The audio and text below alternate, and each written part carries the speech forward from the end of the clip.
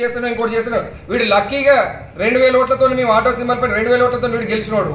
వీడు గెలిచిన దాని తర్వాత కేసీఆర్ అనే వాడు ఉన్నందుకు వీడు 10 ఏళ్ళు అధికారంలో ఉండి ఎట్లా పడితే అట్లా మాట్లాడడానికి మా ఇంటికి పంపిస్తాడు. మాట్లాడిన ప్రతి ఒక్కరు కూడా అర్థం చేసుకోవాలి. వీళ్ళందరూ కూడా మీ జీవితాలు నాగం చేసుకోకండి. వచ్చినోడు బీఆర్ఎస్ తో ఉంటే మీకు ఏమవుతుంది? వాని లబ్ధి కోసం వాని చెంచాలు జగదీశ్వర్ రెడ్డి గారి చెంచాలుగా ఎవరైతే ఉన్నారో ఏం చేస్తారో నేను అది కూడా చూస్తాను.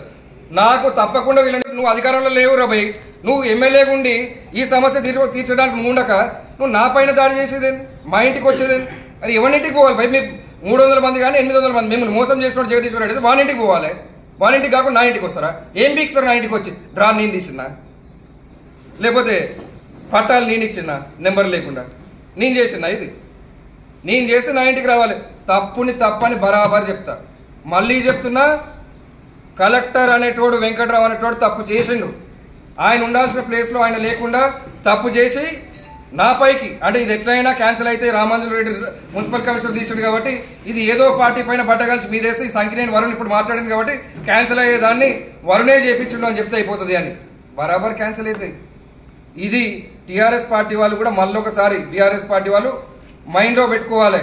చిల్లర చేష్టలు చేస్తే అరే మీరు చేసిన ఏ ఒక్క అవినీతిని కూడా 10 ఏళ్ళు ఆర్టీఐలు వేసినా కానీ మీరు ఒక్కదాన్ని కూడా మీరు ఇన్ఫర్మేషన్ ఇవ్వలే. ఇప్పుడు బరాబర్ అన్ని బయటికి తీస్తా.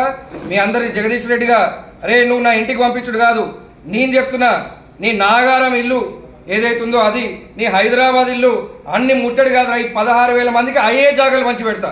ఈ 16,000 మంది లబ్ధిదారులు ఎవరైతే ఉన్నారో నీ హైదరాబాద్ ఇంటికి పట్టుకొస్తా, నీ నాగారం ఇంటికి పట్టుకొస్తా.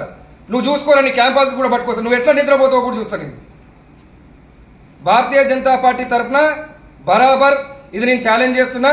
సంకినేని వరుణ్గా నేను ఇక్కడ ఏదైతే మా ఇంటి మీదకి వచ్చిందో దీనికి జగదీశ్వర్ రెడ్డి అనేటోనికి చెప్తున్నా నేను, అరే జగదీశ్వర్ రెడ్డి బరాబర్ నీ దగ్గరికి వస్తానని. నేను నువ్వు చిల్లరగాలని నా ఇంటికి పంపితే నేనేం చేయాలో కూడా చేసి చూపిస్తా. గతంలో నువ్వు అధికారం లేదు, మంత్రిగా ఉన్నప్పుడే వచ్చినారా బై క్యాంప్ ఆఫీస్ దగ్గరికి. నువ్వు నా దగ్గరకో నా మీదకో రావడం కాదుగా.